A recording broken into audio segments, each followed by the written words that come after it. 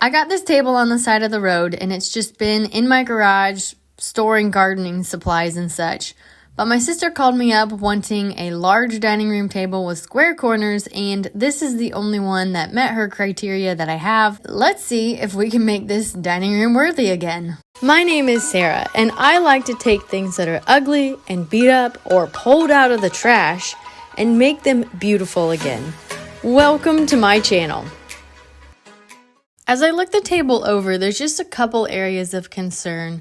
This has some type of veneer top where the faux knots have come off in many places, and it's left these large gashes in the tabletop. So those are going to need to be filled and smoothed, and that makes me a little nervous. There's also nicks and dings along the edges of the table, and a couple of the legs have a decent sized chunk of wood taken out of them as well. So all these are going to need to be repaired before we can paint. There are also 2 leaves I will need to refinish as well. They're not near as bad as the main table, but I think we can do this. And I don't always mention this, I clean pieces before I start patching. So gave this a good vacuum down, get all those cobwebs off. I used some TSP in water and washed everything down, and then wiped it with just a regular wet towel to get the TSP off of it after that had dried. Now it's time to patch all the dings and nicks and holes and let that dry. I also used this wood filler in the more shallow dings and nicks around the edge of the tabletop and everything, and it helped a little, but it didn't really stick much, and I think I need to get new putty. This stuff, it's on its last leg. I had to decide how I wanted to get the paint off of the tabletop. I could use my citrus strip and strip it off that way, or I could sand. And I thought I would just do a test area on the worst paint and come back to it after trying the sander and see which one I liked better. So I did this small area, got a good thick layer of the citrus strip on it, and then covered it with saran wrap so it wouldn't dry out, because scraping dried out a citrus strip is a big pain in the butt. So definitely don't skip that step. And then I came in with 180 grit sandpaper and started sanding, and decided that was just marking up the table leg. So I switched it out for a 220 grit sandpaper because I just need to scuff up the finish so that paint will stick. I don't need to totally take this down to bare wood. I'm not doing that. This table is getting completely painted. So after I got the table legs all done and scuff sanded the leaves, tabletops, I went back to the citrus strip situation and, scraped up the goo, and it came up great. It worked like this citrus strip is supposed to work.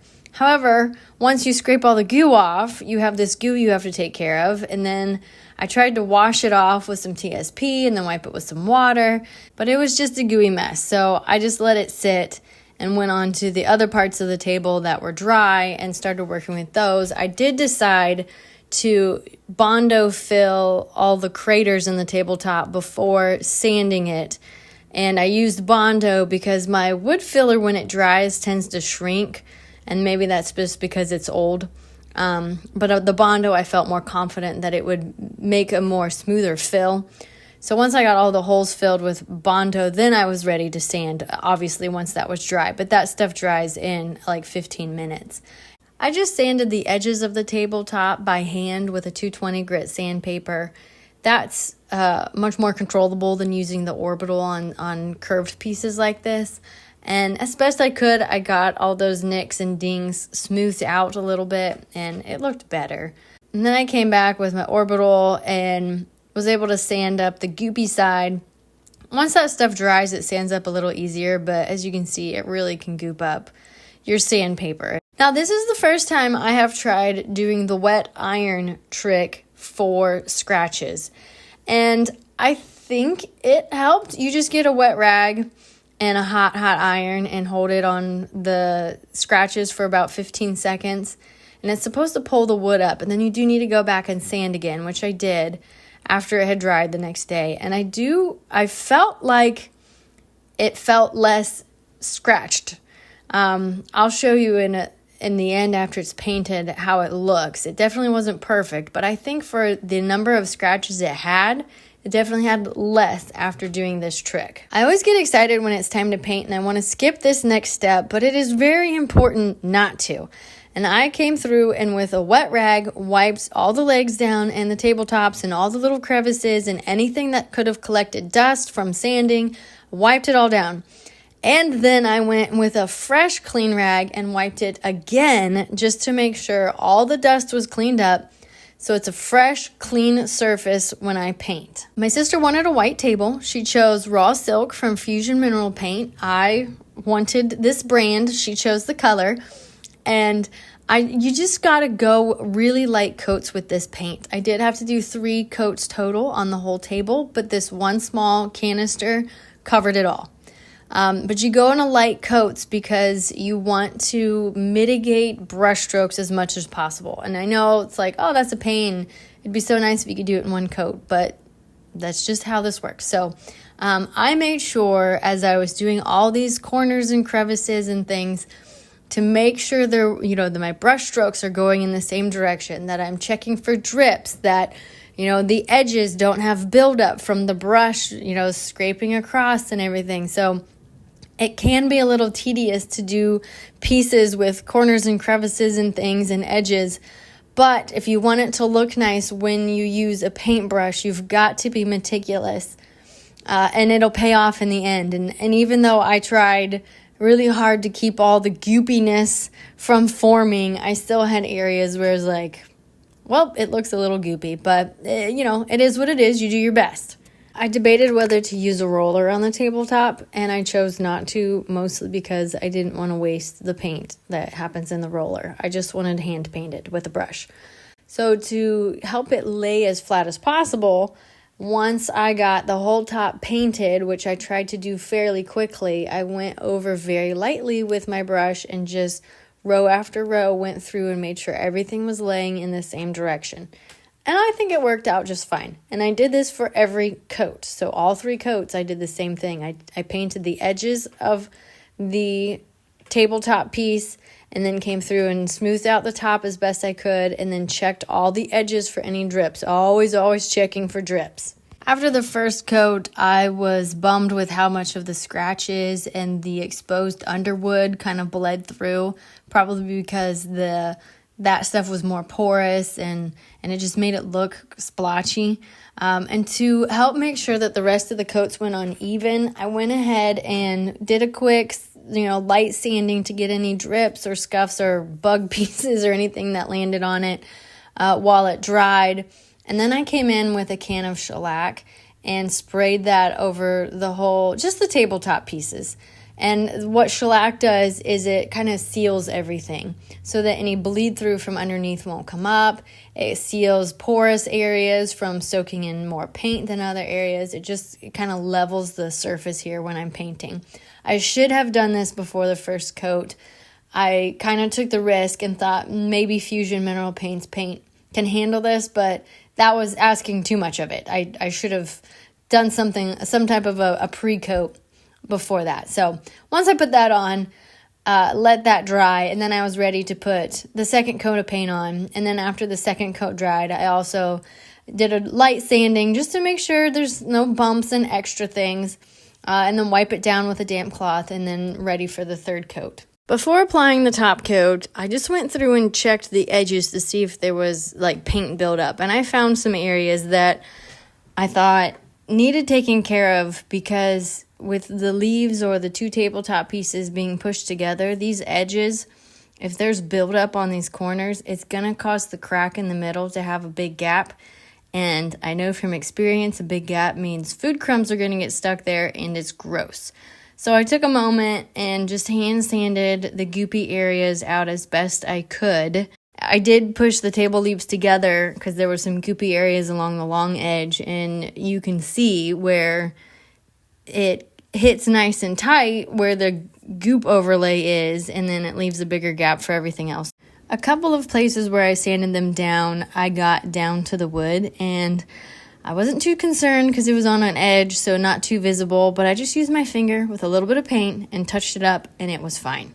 So then I needed to wipe everything down with a damp cloth and just make sure everything was clean.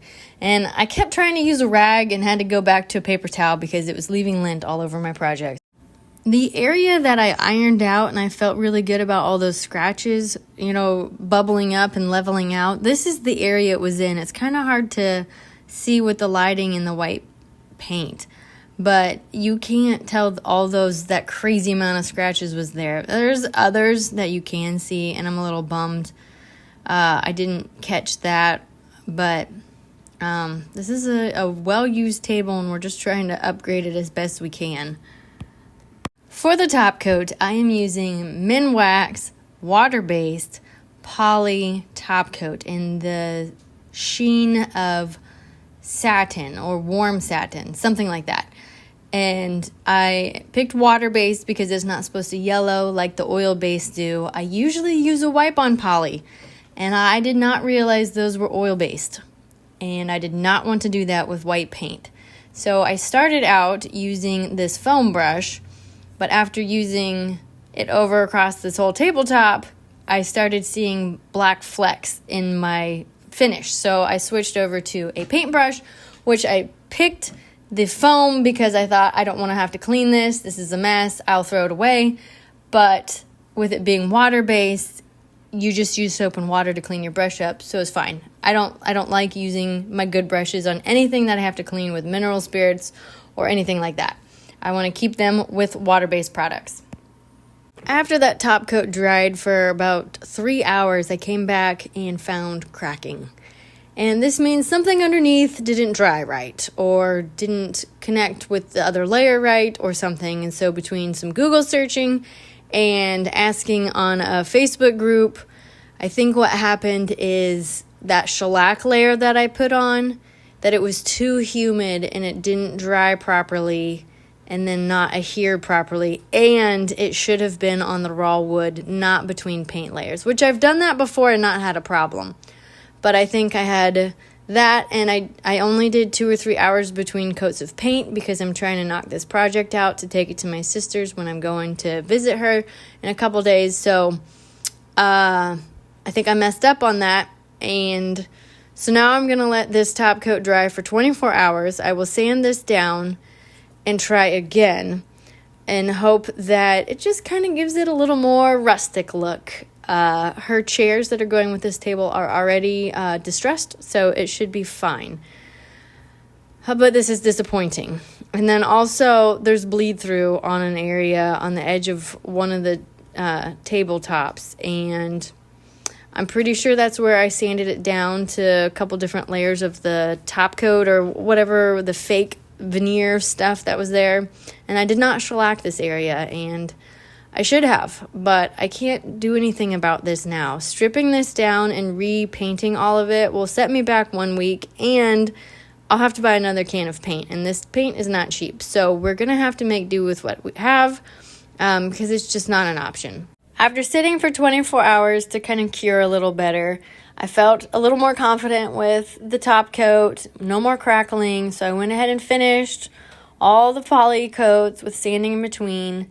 And after that third coat, we will first look back and see where we started and enjoy this final reveal.